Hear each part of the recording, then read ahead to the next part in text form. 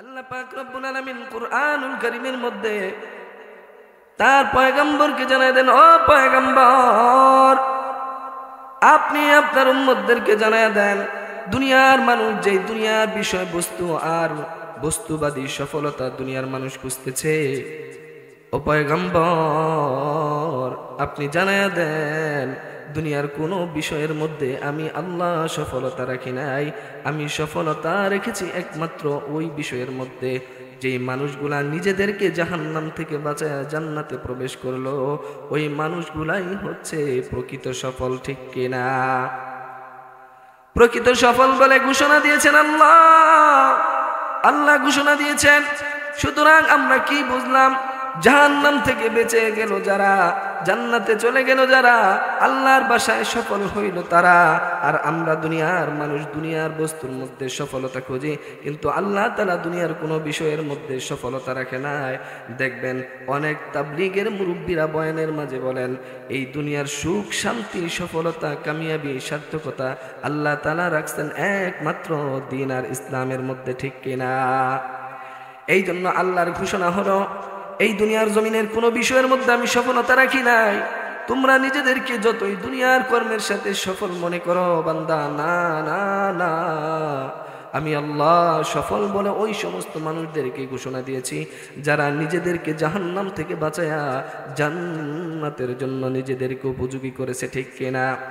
এখন সিদ্ধান্ত হলো আবার ঘরের মালিকই ঘরের খবর রাখে, ঠিক কিনা? এই জন্য আসলে আমি কি জান্নাতি না জাহান্নামী এটা আল্লাহ তাআলাকে বলে দিতে হবে না। এটা কোনো এরকম করে পরীক্ষা নিরীক্ষা করতে হবে না। আমি কি জান্নাতি কিনা আমি নিজেই নিজের পরিচয় দিতে পারবো। কারণ আল্লাহ পাক রব্বুল আলামিন সফল মুমিনের 4টা গুণাবলী বলেছেন। একজন মানুষ যদি জান্নাতি হয়, সে নিজেকে আল্লাহর কাছে যদি জান্নাত আশা করে যে, তাহলে অবশ্যই সে 5 ওয়াক্ত নামাজি হবে। মুখের মধ্যে আল্লাহর সুন্নত দাড়িগুলা থাকবে, হালাল হারাম এরকম করে হিসাব কিতাব করে চলবে, 1 ওয়াক্তের নামাজ কামাই করবে না। এরকম করে যখন একটা মানুষ 5 ওয়াক্ত নামাজ পড়ে মসজিদের সাথে সম্পর্ক রাখে, নবীর তরিকা মতো জিন্দেগি চালায়, তার গোটা জিন্দেগির শুরু থেকে নিয়ে শেষ পর্যন্ত আল্লাহর হুকুম আর রাসূলের তরিকা মতো যে বান্দা তার জিন্দেগি চালাইলো, ওই মানুষটাকে আমরা দুনিয়ার মানুষ একজন মুমিন বলি, একজন আদর্শ মানুষ বলি, এবং অনেক সময় আমরা বলি এই মানুষটা জান্নাতি মানুষ, ঠিক কিনা? দুনিয়ার মানুষের দৃষ্টিতেও এরকম যারা ইবাদত বন্দিকে আল্লাহওয়ালা, তাদেরকে এই দুনিয়ার মানুষও মানুষের দৃষ্টিতে জান্নাতি বলে ঘোষণা দেয় কিনা? আবার পক্ষান্তরে একজন মানুষ তার মুখের মধ্যে সুন্নত দাড়ি নাই, হালাল হারামের কোনো ভেদ বিচার নাই, সারাদিন গুনার মধ্যে থাকে, সুদে ঘুষে জিন্দেগি কাটায় দেয়, ওই মানুষটাকে কিন্তু কেউ কি বলবে না, জান্নাতি বলবে না। সে নিজেও নিজে এরকম করে আশা করতে পারবে না। সুতরাং নিজেই নিজের জন্য নির্ধারণ করতে পারি আমি কি জান্নাতি না জাহান্নামী। সুতরাং সফল কারা? হারামের উপার্জন সম্পদ দিয়ে যত তারা বিল্ডিং আর দুনিয়ার অট্টালিকা তুমি সাজাও, তুমি কিন্তু আল্লাহর বাসায় সফল হইতে পারো নাই। বাকি তোমার বাড়ির পাশে একজন রিক্সা চালক, দিন মজুর, মুচি, ঝাড়ুদার, সে 5 ওয়াক্তের নামাজ পড়ে আল্লাহ তাআলার সমস্ত বিধানকে তার জিন্দেগিতে বাস্তবায়ন করে, ওই মানুষটা তোমার থেকে বেশি সফল, ঠিক কিনা? এই জন্য ওই দিকে যাব না মুমিন। আল্লাহ পাক রব্বুল আলামিন সূরা আলে ইমরানের শেষ নাম্বার আয়াতের আলোকে মুমিনদের 4টা গুণাবলী বর্ণনা করেছেন। এই 4টা গুণে যদি কোনো বান্দা গুণান্বিত হতে পারে, নিজের ঈমান আমলকে ঠিক করতে পারে, আল্লাহ পাক রব্বুল আলামিন বলে ওই মানুষগুলাই হচ্ছে সফল। আর যারা সফল মুমিন হবে তারা আমি আল্লাহ জান্নাতের মেহমান হবে। চিল্লায়া বলেন সুবহানাল্লাহ। আল্লাহ তাআলা কুরআনুল কারীমের মধ্যে ডাক দিয়ে বলেন, ইয়া আইয়ুহাল্লাযীনা আমানুসবিরু ওয়াসাবিরু ওয়ারাবিতু ওয়াত্তাকুল্লাহ।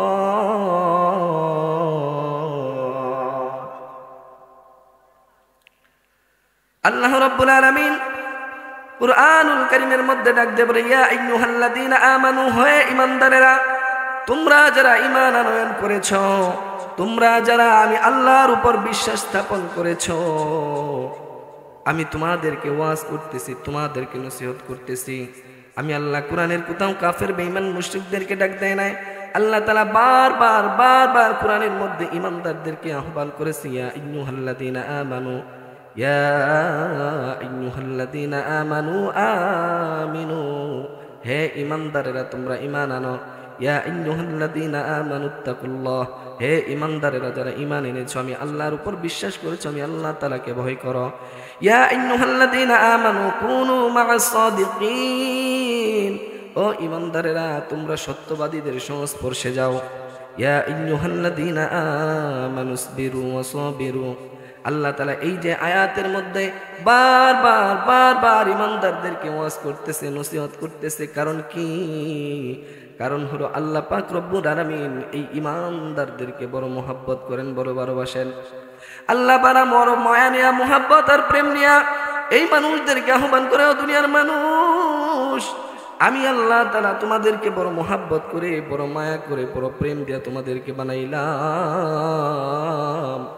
আর আমি আল্লাহ পাক রব্বুল আলামিন তোমরা যাতে বিপদগামী না হও, ক্ষতিগ্রস্ত না হও, ধ্বংসের মধ্যে পতিত না হও, এই জন্য আমি আল্লাহ পাক রব্বুল আলামিন তোমাদের জিন্দেগি চলার জন্য, আমি আল্লাহ পাক রব্বুল আলামিন তোমাদের জন্য একটা গাইডলাইন দিয়ে দিলাম। তোমাদের চলার জন্য আমি আল্লাহ তাআলা একটা ম্যাপ দিয়ে দিলাম। এই গাইডলাইন আর ম্যাপ অনুসরণ করে যদি তোমার জিন্দেগি চালাইতে পারো, আমি আল্লাহ পাক রব্বুল আলামিন আমার কাছ থেকে তোমরা দুনিয়ায় গিয়েছো, আর এই গাইডলাইন আর এই ম্যাপ অনুসরণ করে যদি তোমরা চলতে থাকো, একদিন আমার এই আল কুরআনুল কারীমের ম্যাপ ধরে ধরে আমি আল্লাহ জান্নাতে চলে যাবে, ঠিক কিনা? আমাদের এই ম্যাপটা অনুসরণ করার দরকার আছে না নাই? দুনিয়ার জমিনে দেখবেন একটা ফ্রিজ যদি বানানো হয়, ফ্রিজের কোম্পানি কিন্তু তার সাথে একটা ক্যাটালগ দিয়ে দেয়, বই দিয়ে দেয়। এই যে মোবাইলটা দেখতেছেন, এই মোবাইলটার জন্য একটা ক্যাটালগ আছে, বই আছে, ঠিক কিনা? ওই ক্যাটালগ আর বই অনুসরণ করে যে এই পার্টসটা, এই যন্ত্রটা চালাবে, এটা সুন্দর চলবে, ঠিকভাবে চলবে, ঠিক কিনা? আমার এই 3.5 হাত বডিটা কিভাবে চলবে, এই পার্টসটা, এই 3.5 হাত বডিটা চালানোর জন্য এই দুনিয়ার জমিনে আমার আপনার জন্য যিনি গাইডলাইন আর ম্যাপ দিয়ে দিয়েছেন, তিনি কে? সেই গাইডলাইনের নাম কি? আল কুরআন। এই আল কুরআন নাযিল করে আল্লাহ পাক রব্বুল আলামিন আমাদেরকে গাইডলাইন দিয়েছেন। এই গাইডলাইনের মধ্যে আল্লাহ তাআলা সফল মুমিনের 4টা গুণাবলী বর্ণনা করেছেন।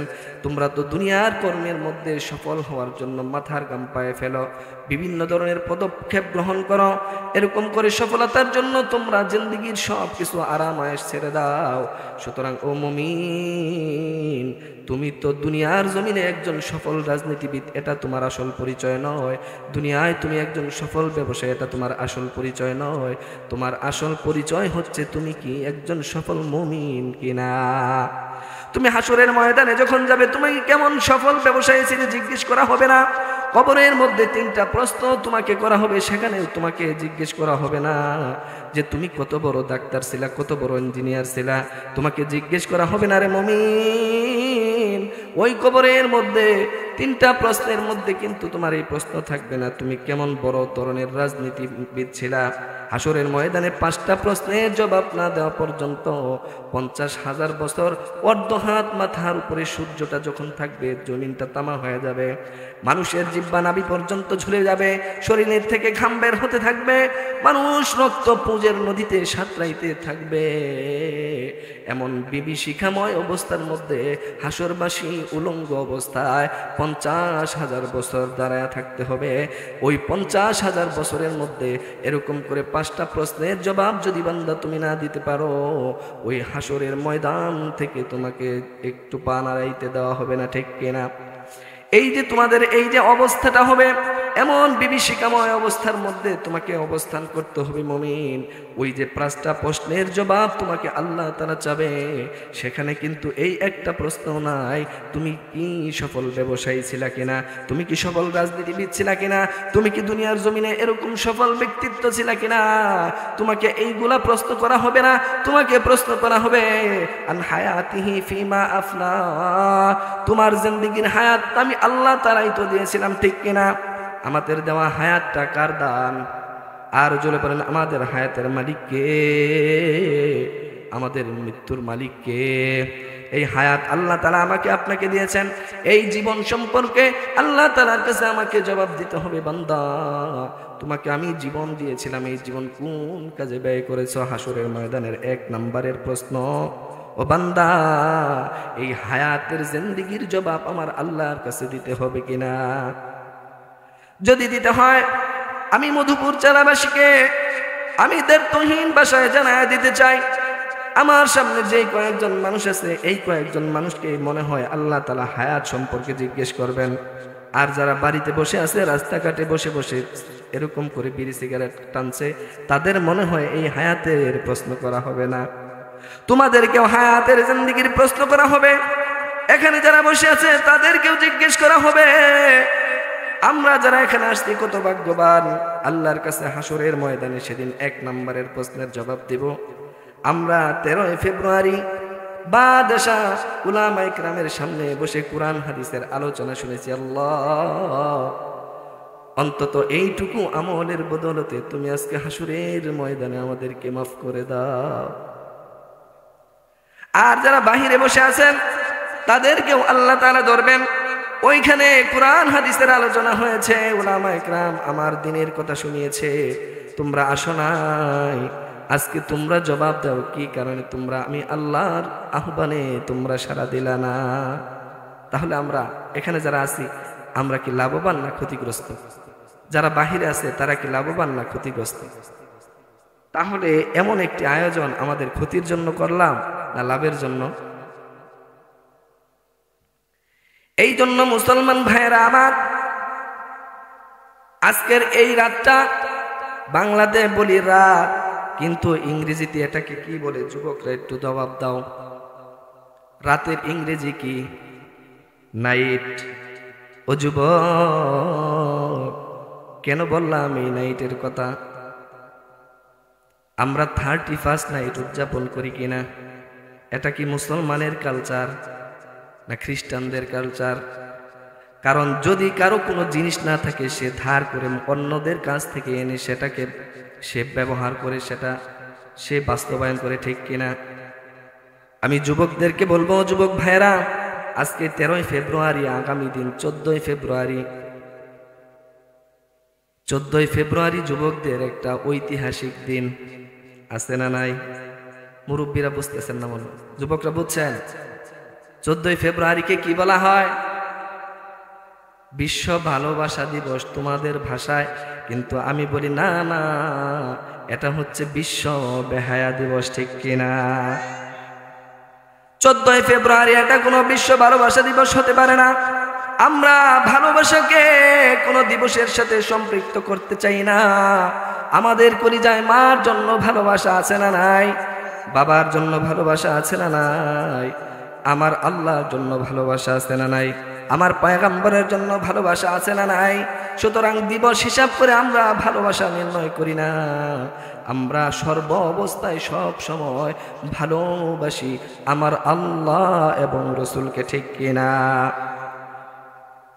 আমার আল্লাহ আমাকে ভালোবাসেন কিনা? আমার রসুলও ভালোবাসেন কিনা? এই ভালোবাসা একটা আজীব আল্লাহর সৃষ্টি।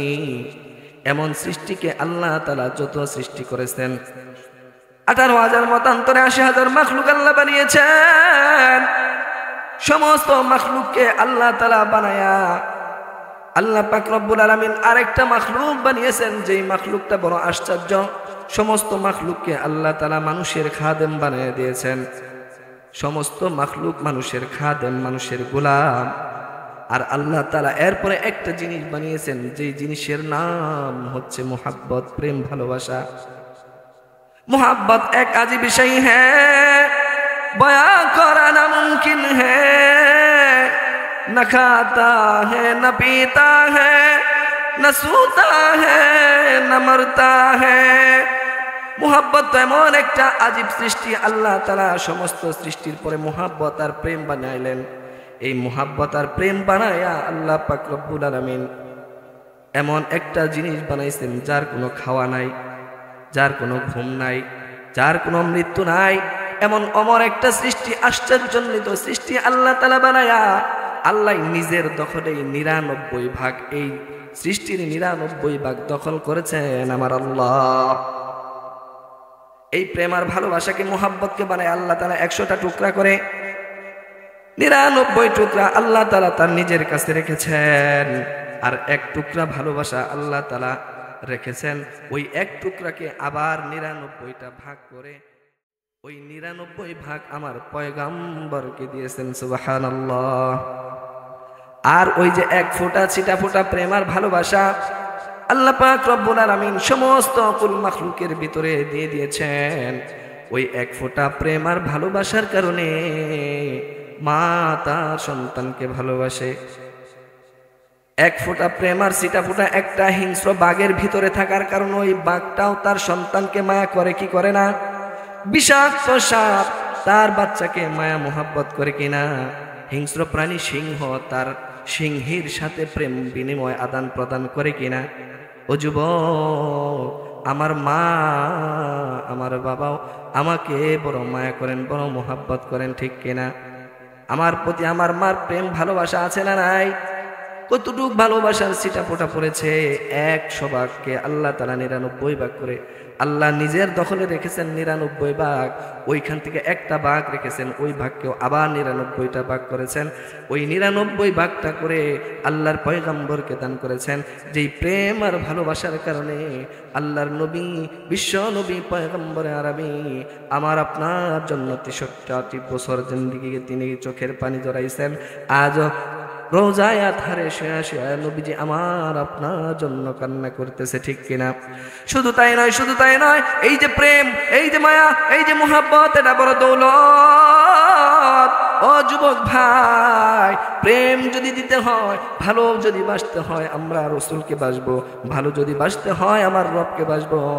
এই মহামূল্যবান সম্পদ আমরা হেলায় খেলায় রাস্তাঘাটে উলঙ্গ বেহায়াপনা আর নারীদের পিছনে ব্যয় করতে পারি না, ঠিক কিনা? 14 ফেব্রুয়ারি ভালোবাসা দিবসের নামে বেহায়া উলঙ্গপনা আর এরকম করে আমরা নিজেদের চরিত্রকে চরিতার্থ করতে পারি না, ঠিক কিনা? এই জন্য আমি যুবকদেরকে সতর্ক করব। আজকের এই মাহফিল থেকে আমি আপনাদেরকে মেসেজটা দেয়া যায়, ও যুবক ভাই, ও যুবক, ও যুবতী, ও তরুণ তরুণী, তুমি কি তোমার নাইট প্রয়োজন? তোমরা 31st নাইট উদযাপন করো। আমাদেরকে আল্লাহ তাআলা আমাদেরকে নাইট দেন নাই? আমাদের জন্য নাইট আছে না নাই? আমাদের জন্য নাইট আছে না নাই? কিসের নাইট উদযাপন করো রে যুবক? কিসের 0 আওয়ার্স? তোমাকে তো আল্লাহ তাআলা সেই সন্ধ্যা থেকে নিয়ে ফজর তুলু হওয়া পর্যন্ত দীর্ঘ একটা নাইট দিলেন। আমাদেরকে আল্লাহ তাআলা নাইট দিয়া আমাদের মাগফিরাত করতে চান, ক্ষমা করতে চান, ভালোবাসতে চান।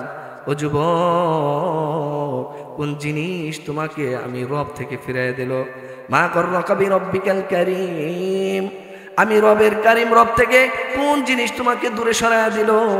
আমি তো বড় প্রেম দিয়া, বড় মোহাব্বত করে, বড় ভালোবাসা দিয়ে তোমার বানাইলাম, আর তুমি আমি আল্লাহ তাআলার নাফরমানি করে 31st নাইট উদযাপন করো। তুমি 14 ফেব্রুয়ারি উদযাপন করো, তুমি পহেলা বৈশাখ উদযাপন করো। বিভিন্ন রাতের নামে তোমরা, নাইটের নামে তোমরা বেহাপনা উলঙ্গ নারীদেরকে নিয়ে নাচানাচি করো। না না না বান্দা, আমি তোমাদের জন্য আমার শরীয়ত ইসলামের মধ্যে তোমাদের জন্য নাইট রেখেছি, ঠিক কিনা? আগামীকালকে যে রাত্রটা আসতেছে সেটা কিসের রাত্র, কিসের নাইট? শবে বরাতের নাইট, ঠিক কিনা? এই শবে বরাত এটা আল্লাহ তাআলার পক্ষ থেকে আমাদের জন্য একটা নাইট কিনা? এই নাইটে যদি কেউ উদযাপন করতে পারে, আল্লাহ পাক রব্বুল আলামিন প্রথম আসমানের সন্ধ্যা থেকে এসে মানুষের কাছে চলে আসে আর মানুষদেরকে ডাকতে থাকে, ও দুনিয়ার মানুষ, তোমাদের কার কি প্রয়োজন, কার কি জরুরত, কার কি হাজত, আমি রবের কাছে চাও। আমি আল্লাহ পাক রব্বুল আলামিন তোমাদেরকে তোমাদের সমস্ত প্রয়োজন দেওয়ার জন্য প্রস্তুত, ঠিক কিনা? আবার সামনে রমজানুল মুবারক আসতেছে। সেই রমজানুল মুবারকের মধ্যে আমাদের জন্য একটা রজনী, একটা নাইট আল্লাহ তাআলা রাখছেন কি রাখেন নাই? আমার দিকে খেয়াল করেন, রাখছেন কি রাখেন নাই? ওই যে 31st নাইটের মূল্য বেশি নাকি শবে কদরের মূল্য বেশি? ওই শবে কদর, লাইলাতুল কদরটাই তোমার জন্য আল্লাহ তাআলার পক্ষ থেকে একটা রাত। ও যুবক, ও বৃদ্ধ বাবাজি, ও পর্দার অন্তরালে আমার মা, কেমন করে আল্লাহ পাক রব্বুল আলামিন তোমাদেরকে এত মহামূল্যবান নাইটগুলা দিয়েছেন উদযাপন করার জন্য। ওই মহামূল্যবান নাইটগুলা রেখে তুমি কেমন করে আমি রবের নাফরমানি করে ইন্দুয়ানি কালচার আর ইহুদি খ্রিস্টানদের নাইটগুলা ধার করে করে তোমরা নিজেদের জিন্দেগিতে বাস্তবায়ন করো, ঠিক কিনা? এই জন্য আমাদেরকে আল্লাহ প্রদত্ত, নবী প্রদত্ত ইসলামী শরিয়ার বিধানের মধ্যে যেই নাইটগুলা দিয়েছে সেই নাইটগুলা উদযাপন করার দরকার আছে না নাই?